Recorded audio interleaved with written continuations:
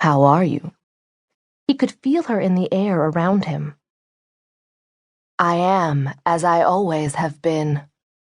He sighed. I don't think so.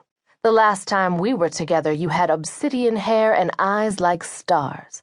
I kissed your cheek and wiped your tears. And now, he waved his arm through empty space.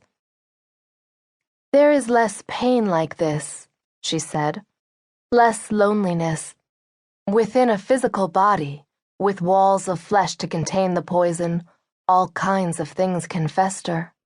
Her voice echoed within the cave, and he felt it sliding along his arms and up his neck, coaxing a shiver from him that felt painfully mortal. Now I am no longer contained.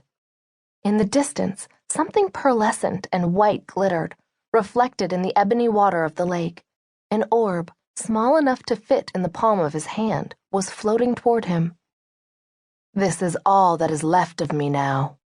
The orb came to a stop, hovering a few yards away, flickering and pulsing, divinity in its purest form, the night rolling out from it like a wave, making the darkness around it even thicker. Despite its beauty, the sight made his heart ache. He would never look upon his mother's face again. He drew himself up straight. Later, he would grieve. For now, I need answers, he said, and help. And why do you think I could offer either?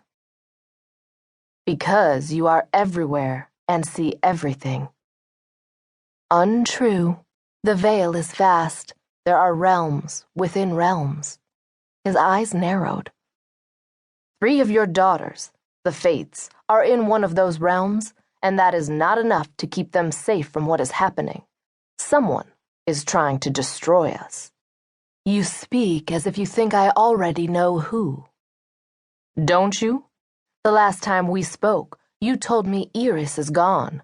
I comforted you as you wept over her, over Nemesis, and Apathy too.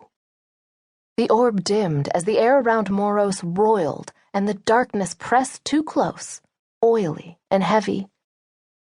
Can you blame me for accepting the same fate? She asked. It is a choice we all have, he said, but apparently it is possible to undo. Or you lied to me, he thought. Nyx became quiet, the kind of quiet that is never possible in the light. Her nothingness made him keenly aware of his own body, his skin slick with mist, his muscles tense with weariness and anger. Iris has returned, Mother. I saw her myself. Did you know? Silence. Not only has she returned, but she is working against me, against order. She has managed to use some of my Kere for her own purposes. Losing Mandy had been irritating. Losing Trevor? Painful. And nearly losing Eli? Disastrous. Somehow, she's controlling them. There are times when they aren't under my influence, and with their help, she is responsible for scores of unauthorized human deaths. I have been called before the Keepers to explain. You've already shown that you can deal with them. The treaty that made the Ferry's mediators between me and the Keepers has stood for 2,000 years. I have respected it, but because of Iris's actions, I am being accused of violating that treaty, the penalty for which is surrendering myself to the ministrations of the Keeper of Hell. His stomach turned at the thought. And I suspect he has long been waiting for this opportunity to punish me. I have confidence you can convince the Keepers of your innocence. Her indifference stung.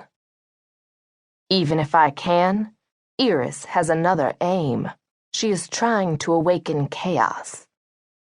He waited for her outrage to flare as he named her ancient enemy, but the orb was not only silent, but dimmed, now barely visible in the darkness.